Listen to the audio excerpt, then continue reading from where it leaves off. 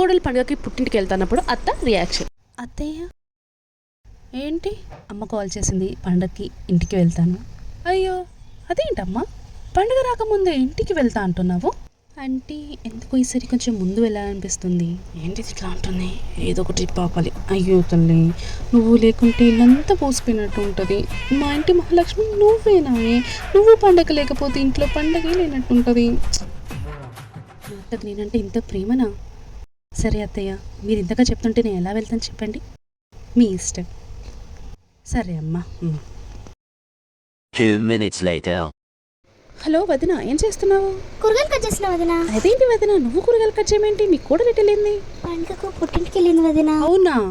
అందుకే నా లెక్క తెలివిగా ఉండాలంటాను. కూడా మీ కూడా లెక్క ముందే వెళ్తాను అడిగింది. దానికి నేనేం చెప్పాను తెలుసా?